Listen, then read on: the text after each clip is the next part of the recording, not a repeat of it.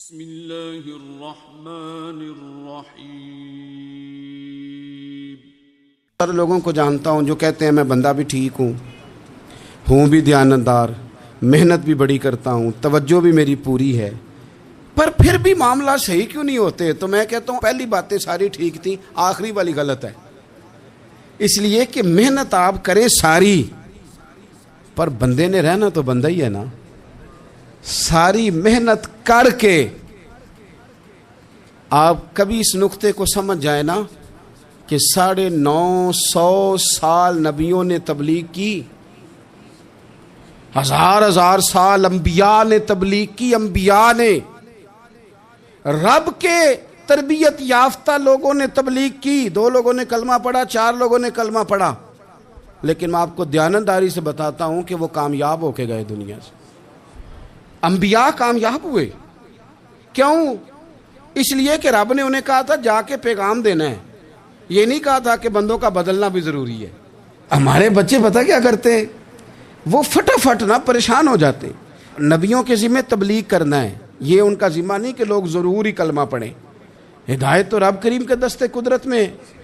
انبیاء خلوص سے، للہیت سے جد و جہد کرتے رہے، لیکن انہوں نے یہ نہیں کہا کہ مالک اتنی محنت کی ہے بندے ٹھیک نہیں ہوتے، یہ نہیں کہا انہوں نے، اس لیے کہ جو ان کی ڈیوٹی تھی انہوں نے ڈیوٹی صحیح کی۔ ہم نے اپنی ڈیوٹی کرنی ہے۔ پریشان اس وقت ہوتے ہیں جب نتیجہ اپنی مرضی کا مانگتے ہیں، نتیجہ نہ اپنی مرضی کا مانگے، رزلٹ نہ اپنی مرضی کا مانگے۔ اور جناب پیر صاحب میں فلانا وظیفہ بھی پڑھتا ہوں، فلانا وظیفہ بھی پڑھتا ہوں، فلانا وظیفہ بھی پڑھتا ہوں، دل نہیں صاف ہوتا، تو میں نے کہا یہ تو اللہ نہیں کر رہا ہے۔ آپ ڈیوٹی کریں، آپ کام کریں جو آپ کے ذمے لگایا گیا، اس میں وہ قضا نہ کریں آپ، باقی اللہ تعالیٰ کرم نوازی فرمائے گا۔ دیکھیں ایک بادشاہ تھا، اس کی سلطنت میں نا وہ قوم بنانا چاہتا تھا۔ ہمارے بادشاہ، ہمارے حکمران قومیں نہیں بناتے، لوگوں کو اپنے حق میں قائل کرتے ہیں۔ اس لیے کبھی بھی ہمارے ملک میں قومی سوچیں عام نہیں کی جاتی، ذاتی سوچیں عام کی جاتی ہیں، ملی باتیں نہیں کی جاتی، ذاتی باتیں کی جاتی ہیں۔ وہ چاہتا تھا کہ میری قوم بن جائے۔ اس کا ایک ہیرا سلطنت میں سے گم ہو گیا، تو اس نے اعلان کیا، اس نے کہا کہ جو بندہ ہیرا تلاش کر کے لائے گا اسے انعام دوں گا۔ ساری قوم نکل کھڑی ہوئی ہیرا تلاش کرنے پر، ادھر بھی لوگ گئے، ادھر بھی لوگ گئے، خشکیوں میں، دریاؤں میں، جہاں جہاں جس کی پہنچ تھی، جنگلوں میں، وادیوں میں، گھروں میں، بستیوں میں لوگوں نے ڈھونڈا۔ ساری قوم ایک ہیرا تلاش کر رہی ہے۔ بالآخر سب لوگ جمع ہو گئے ایک میدان میں۔ ایک بندہ اوپر چڑھا بادشاہ کے پاس، وہ اونچی جگہ پہ کھڑا تھا، اس نے کہا جناب یہ ہیرا مل گیا ہے۔ اب جب ایک کو ہیرا مل گیا تو باقیوں کے چہرے اتر گئے کہ یہ کامیاب ہوا، ہم ناکام ہوئے۔ بادشاہ چونکہ ان کی تربیت کے لیے یہ کام کر رہا تھا، اس نے کہا تمہارا کیا خیال ہے کہ اس ہیرے کے بغیر میرا گزارا نہیں تھا؟ کہ تمہارا کیا خیال ہے کہ ہیرا میری سلطنت سے نکل گیا تو مجھے زوال آ جائے گا؟ اس نے کہا یہ تو ایک ہیرا ہے۔ اٹھا کے پھینکا، دیوار کے ساتھ لگا، ہیرا ٹوٹ گیا۔ اس نے لوگوں سے کہا تمہارے چہرے اترے ہوئے ہیں، میں تمہیں ایک بات سمجھانا چاہتا ہوں، ہیرا ایک ہی تھا، ایک ہی بندے کو ملنا تھا۔ میں نے انعام کا اعلان تو یہ کیا تھا نا کہ جو ہیرا ڈھونڈ کے لائے گا اسے انعام دوں گا، لیکن اب میں تمہیں بتاتا ہوں کہ میں تم سب کو انعام دوں گا، اس لیے کہ ہیرا ایک تھا، ملنا ایک کو ہی تھا، سب کو مل سکتا نہیں، لیکن انعام اس لیے سب کو دوں گا کہ ہیرا ڈھونڈنے پر انعام نہیں دے رہا، میں کوشش کرنے پہ انعام دے رہا ہوں کہ تم نے کوشش تو کی، تم نکلے تو صحیح، جد و جہد تو کی۔ کچھ لوگ کہتے ہیں کہ ہمیں ہیرا مل بھی جائے، اور خدا کے بندے ہیرا ایک ہے، ہیرا ملنا کمال نہیں، محنت کرنا کمال ہے۔ ہم نہ تیار نہیں ہوتے۔ اللہ فرماتے ہیں میں نے آزمانا ہے، میں نے آزمانا ہے، تم نے سفر جاری رکھنا ہے، لیکن یہ ضرور یاد رکھنا کہ وَإِلَيْنَا تُرْجَعُونَ، لوٹ کے تمہیں میرے پاس ہی آنا ہے، تم نے لوٹ کے ادھر آنا ہے، اس بات کو ذہن میں رکھنا۔ حضرت عبداللہ بن عباس رضی اللہ تعالیٰ عنہ اس حدیث کے راوی ہیں، المعجم الکبیر کی یہ حدیث ہے۔ اللہ کے پیارے رسول صلی اللہ تعالیٰ علیہ وسلم ارشاد فرماتے ہیں کہ جس بندے کو 4 چیزیں مل گئی نا، اسے اللہ تعالیٰ نے دنیا اور آخرت کی بھلائیاں عطا فرما دی۔ 4 چیزیں جس شخص کو نصیب ہو گئی۔ یا رسول اللہ کون سی؟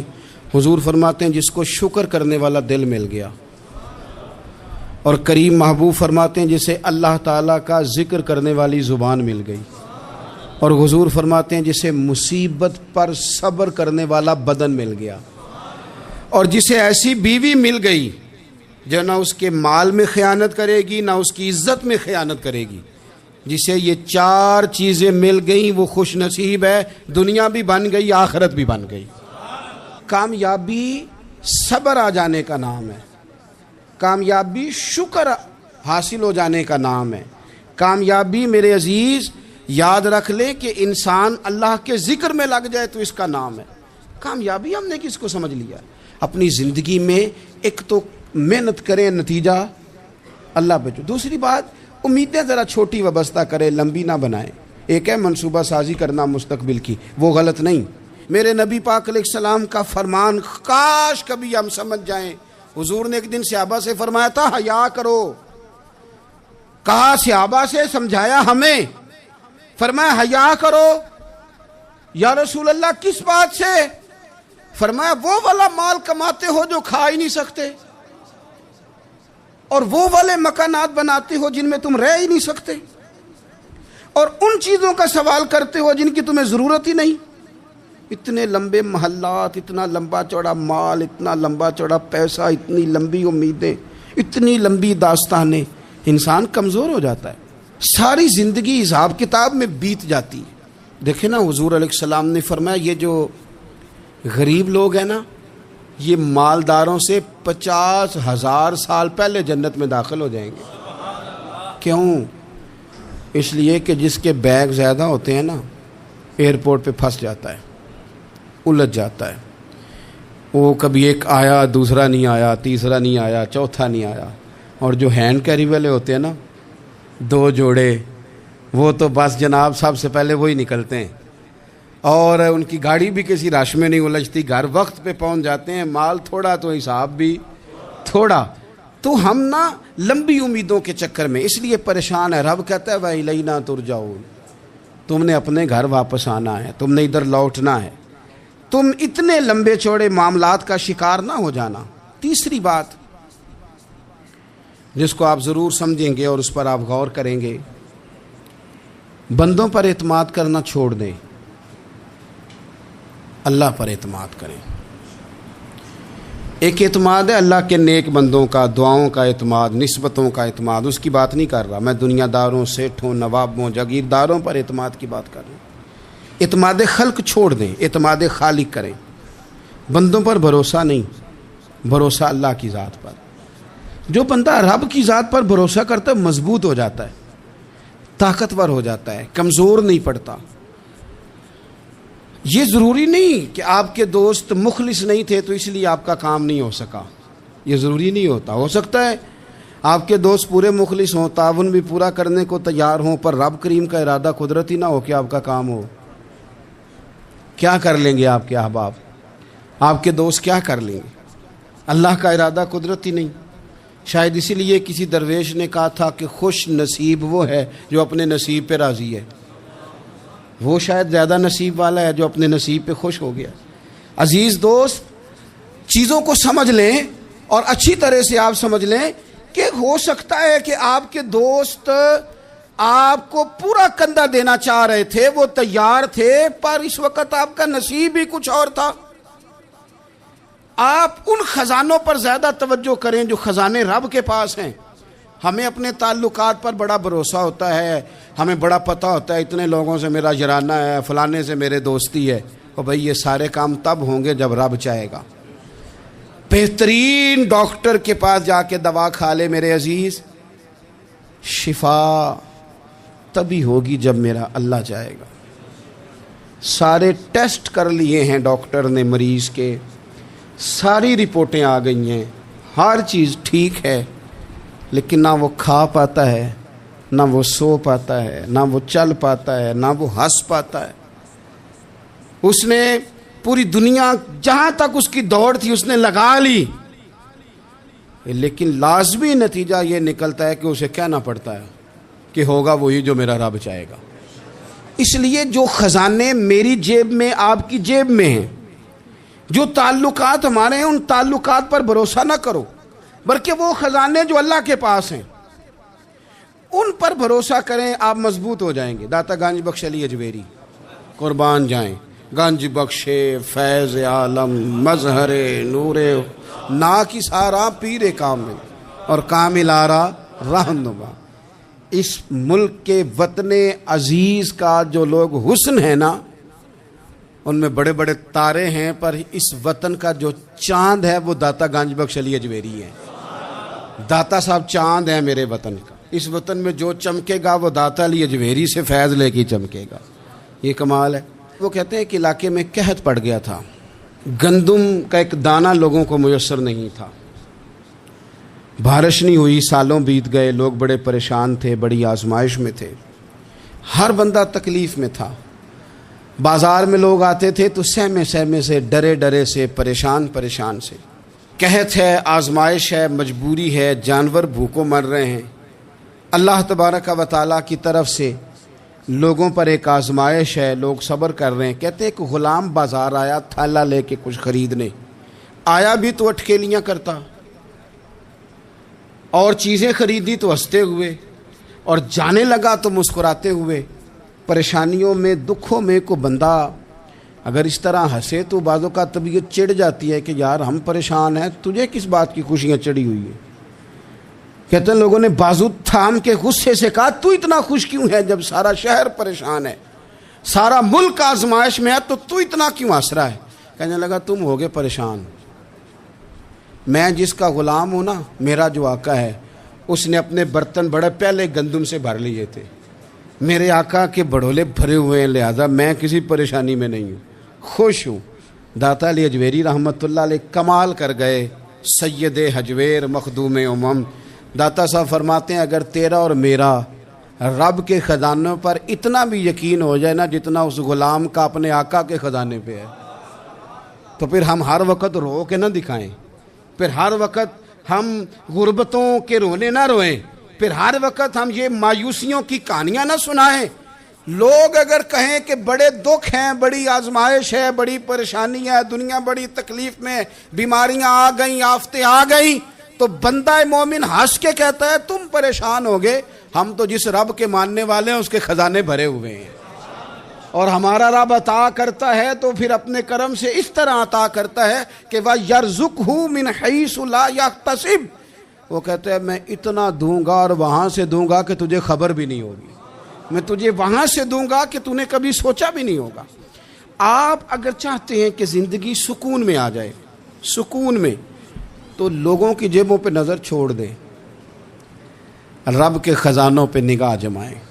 اتنا نوازتا ہے، اتنا نوازتا ہے، اتنا نوازتا ہے کہ انسان حیران ہو جاتا ہے کہ مجھے اتنا بھی مل سکتا ہے۔ ایک بات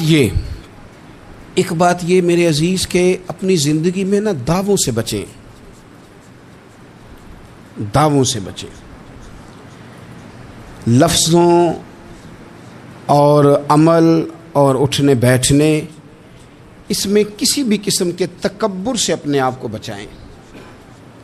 بندہ ہی اچھا لگتا ہے، وہ اگر دعووں پہ اتر آتا ہے نا، کہانیوں پہ اتر آتا ہے، اور داستان سرائی پہ اتر آتا ہے، اور وہ لوگوں کو آئینے دکھانے شروع کر دیتا ہے، اور اسے تقوی کا ہیضہ ہو جاتا ہے، نیکی کا بخار چڑھ جاتا ہے، تو پھر بھی وہ پریشان ہو جاتا ہے۔ اس لیے کہ جب انسان پرہیزگاری کی اینک لگا لے تو اسے باقی سارے لوگ گناہگار نظر آتے ہیں۔ آپ اگر سکھ ہی رہنا چاہتے ہیں نا تو عاجزی اختیار کریں۔ کیوں کہ جب آپ عاجزی اختیار کریں گے تو آپ کو اللہ کی مخلوق اچھی لگنے لگ جائے گی، کیوں کہ آپ اپنے سے بھی کسی کو بہتر سمجھتے ہیں۔ جب تک آپ میں تکبر ہے، میں نے دیکھا ہے کہ لوگ تکبر کا شکار ہو جاتے ہیں، کسی کو جھوٹا، کسی کو بددیانت، کسی کو فراڈیا، کسی کو دھوکے باز، کسی کو ڈاکو، کسی کو چور، کسی کو غدار، کسی کو فلانا، کسی کو فلانا۔ اصل بات کیا ہے؟ اصل بات یہ ہے کہ اس شخص کے دماغ کے اندر تکبر کا سودا سما گیا، یہ کسی چکر میں پڑ گیا ہے، اس کو ہیضہ ہو گیا ہے پرہیزگاری کا، یہ سمجھنے لگے کہ جو میں سوچتا ہوں وہ صرف وہی ٹھیک ہے۔ تیرا یہ دعویٰ ہے کہ ساری مخلوق ٹھیک نہیں، اور میرا رب فرماتا ہے لَقَدْ خَلَقْنَا الْإِنسَانَ فِي أَحْسَنِ تَقْوِيمٍ، میں نے مخلوق بنائی بڑی سونی ہے۔ ہم نا جب یہاں آ جاتے ہیں نا، یہاں ایک شخص تھا جس کا نام تھا بلعم بن باورہ، یہ بڑا مستجاب الدعوات تھا، جو دعا مانگتا تھا اللہ قبول فرما لیتا، پرہیزگار تھا، اسم اعظم اللہ نے اسے عطا کر دیا۔ حضرت موسیٰ علیہ السلام کے دور میں حضرت موسیٰ علیہ السلام نے جب اپنی قوم کو لے کے جبارین کے خلاف جہاد شروع کیا، نکلے تو اس طرف آنا تھا جس طرف یہ رہتا تھا۔ لوگ سارے اکٹھے ہو کے اس کے پاس آئے، آ کے کہنے لگے حضرت موسیٰ علیہ السلام آ رہے ہیں اپنی قوم کو لے کے حملہ کرنے کے لیے، تو دعا کر دے، معاذ اللہ نبی کے خلاف دعا کر دے، تو بد دعا کر دے تاکہ وہ آ نہ سکیں، تیری دعائیں قبول ہوتی ہیں۔ پہلے تو کہنے لگا کہ کتنے بدبخت ہو، مجھے نبی کے خلاف بات کرنے اور دعا کرنے کا کہہ رہے ہو، معاذ اللہ، بدبخت ہو، دوڑ جاؤ۔ لیکن اللہ سے یہ توفیق مانگے کہ وہ انسان کا شعور سلامت رکھے، شعور سلامت۔ حضرت سلطان باؤ رحمۃ اللہ علیہ نے اپنے دور میں کہا تھا کہ ایمان سلامت ہر کوئی مانگتا ہے، عشق سلامت کوئی، وہ تو انہوں نے کہا تھا نا۔ اور آج کیا حال ہے کہ مال سلامت ہر کوئی مانگتا ہے، تو ایمان سلامت کوئی۔ اب کہاں ایمان سے، اب تو مال سلامت مانگتے ہیں الا ماشاء اللہ۔ تو انہوں نے کہا تھا کہ ہمارے دور میں سارے ایمان کی سلامتی مانگتے ہیں اور میں عشق کی مانگتا ہوں۔ اور میں لوگوں کو کیا کہوں، میں تو یہی کہہ سکتا ہوں حضرت سلطان صاحب سے معافی لے کے کہ حضور ہونتے مال سلامت ہر کوئی منگدا ہے، تھے ایمان سلامت کوئی۔ اب تو یہ حال ہو گیا۔ او بلم بن باورا غلط فہمی ہو گئی، پہلے تو لوگوں کو اس نے ڈانٹ دیا، لیکن جب لوگ دوبارہ آئے نا تو تحفے طائف لے کے آئے، لالچ میں آ گیا، پاگل ہو گیا، بیوقوف ہو گیا۔ ہیرس ہوس یہ کہیں کا نہیں چھوڑتا انسان کو۔ لوگ نیک لوگوں سے بھی دینداری کا رشتہ نہیں بناتے، دنیا داری کا بنا لیتے۔ وہاں سے بھی مال ڈھونڈتے ہیں جہاں آ کے انہیں دنیا بھول جانی چاہیے تھی۔ مال آیا، دولت لے کے آئے لوگ، انہوں نے تحفے طائف دیے، وہ کہنے لگا ٹھیک ہے، پہلے ڈانٹ رہا تھا کہ نبی کے خلاف میں بد دعا کروں اور اب تیار ہو گیا، معاذ اللہ۔ گدھے پہ بیٹھ کے یا گدی پہ بیٹھ کے جا رہا ہے کہ پہاڑ پہ چڑھ کے حضرت موسیٰ علیہ السلام اور ان کی قوم کے خلاف معاذ اللہ بد دعا کرتا ہوں، تو رستے میں جاتے ہوئے نا گدی نے منہ پھیر کے کہا کہ باز آ جا۔ گدی کہنے لگی تو مجھے آگے بھیجتا ہے اور فرشتے مجھے پیچھے بھیجتے، باز آ جا۔ بڑے لوگ کانوں میں اذانیں پڑھتے ہیں کہ سیانے ہو جا، سیانا ہو جا، لیکن جب کسی پر بدبختی غالب آتی ہے تو پھر وہ سمجھدار ہونے کو تیار نہیں ہو۔ اللہ تعالیٰ اپنی خفیہ تدبیر سے ہمیں محفوظ فرمائے۔ اللہ تعالیٰ ہمارے حق میں جب بھی فیصلہ کرے تو رحمت والا کرے، کرم والا کرے، آسانی والا کرے۔ چڑھ گیا پہاڑ پہ، اور پہاڑ پہ چڑھ کے جب اس نے ہاتھ اٹھائے، وہ لوگ جو بد دعا کرانے والے تھے وہ ساتھ ہی تھے، تو اپنے منہ سے لفظ نکالتا ہے حضرت موسیٰ کے خلاف معاذ اللہ، لیکن وہ لفظ اپنی قوم کے خلاف نکلتے ہیں۔ وہ ان کے خلاف بد دعا کرنے چلا تھا، تو چونکہ ہر چیز اللہ کے دستے قدرت میں ہے نا، تو زبان سے نکالتا کچھ ہے، نکلتا کچھ اور ہے۔ پھر وہ وقت بھی آیا کہ زبان لٹک گئی، سینے پہ آ گئی، عذاب آ گیا اللہ کا، تباہ ہو گیا اپنی قوم سمیت۔ اپنی زندگی میں یاد رکھ لیں اچھی طرح، ہرس، ہوس، تکبر، غرور، وہ کسی چیز کا بھی ہو، وہ انسان کو لے ڈوبتا ہے۔ اگر آپ زمین پہ کھڑے رہ کے لوگوں کو دیکھیں گے تو کچھ لوگ اگر آپ کو اپنے برابر نظر آئیں گے نا قد میں، تو کچھ انشاءاللہ بڑے بھی نظر آئیں گے۔ ہم نے لسٹیں بنا لی ہیں کہ کون کون کتنا غلط ہے، ہم نے ہر ایک کے بارے میں 2-4 باتیں یاد کر لی، فلانا اتنا خراب ہے، فلانا اتنا اور فلانا اتنا۔ اس کا نقصان یہ ہوا ہے کہ اللہ کی خوبصورت مخلوق، خوبصورت رنگوں میں ہم نے حالات خراب کر لیے ہیں۔ اگر ہم چاہتے ہیں کہ ہمارا دل سکون میں آئے، قرار میں آئے، تو زندگی عاجزی والی، انکساری والی، اللہ تبارک و تعالیٰ کی بات۔ میں اکثر کہتا ہوں کہ نبی پاک صلی اللہ تعالیٰ علیہ وآلہ وسلم نے کتنی شانیں بیان کی، حضرت عمر فاروق، کتنی عظمتیں حضور نے ان کی بیان کی۔ جب ان کا وصال ہونے لگا نا، ان کو زخم لگا، تو لوگ ان کی تعریفیں کرنے لگے۔ اب ان کو بھی پتہ تھا کہ میری عظمت میں حضور نے کیا کچھ بیان کیا ہے۔ لوگ ان کی تعریف کرنے لگے، امیر المومنین آپ کو یہ کمال حاصل ہے۔ تو حضرت عمر فرمانے لگے دعا کرو بس میری نیکی اور بدیاں برابر برابر ہو جائیں، نیکیاں اور بدیاں برابر ہو جائیں، میں کسی درجے کا خواہش مند نہیں، بس یہ چاہتا ہوں کہ یہ عاجزی کا حسن دیکھیں، انکساری کا یہ درجہ دیکھیں، فرماتے ہیں بس یار معافی دے دے نا، وہ معاف کر دے، پھر تو بات بن گئی۔ میں جلسوں پہ اجتماعات پہ جاتا ہوں تو ایک رواج بن گیا ہے، لوگ بڑی بڑی قطاروں میں پھول لے کے کھڑے ہو جاتے ہیں اور گاڑیوں میں پھینکتے ہیں۔ تو میں اپنے سنگیوں سے کہتا ہوں کہ اگر تو قیامت میں بھی ایک پھول مل گیا نا تو پھر تو یہ سارے استقبال کام آ گئے، اور اگر وہاں کھڑا کر لیا گیا نا، صحیح حدیث میں حضور نے فرمایا ہے کہ کچھ سوالوں کے لیے بندے کو محشر کے میدان میں کھڑا کر لیا جائے گا۔ ان سوالوں میں سے ایک سوال یہ بھی ہوگا کہ بتا اپنے علم پر عمل کتنا کیا تھا۔ تو میں نے کہا اگر تو روک لیے گئے تو پھر ان پھولوں کا کیا بنے گا، پھر تو آزمائش میں آ جائیں گے۔ اللہم استرنا بسترک الجمیل استغفر اللہ ربی من کل ذنب واتوب الیہ۔ اے اللہ، جو غلطیاں یاد ہیں ان سے بھی توبہ کرتے ہیں، جو بھول گئی ہیں ان سے بھی توبہ کرتے ہیں، جو ظاہر ہے ان سے بھی توبہ کرتے ہیں، جو چھپی ہوئی ہیں تیرا اور ہمارا راز ہے ہم ان سے بھی توبہ کرتے ہیں۔ مالک، جہاں جہاں جس مقام پر جس لحاظ سے عمدن یا سہون بول کر، لہجے سے اور اشارے کنائے سے بھی کہیں کو تیری نافرمانی کر بیٹھے ہیں تو اس سے بھی تیری پناہ میں آتے ہیں۔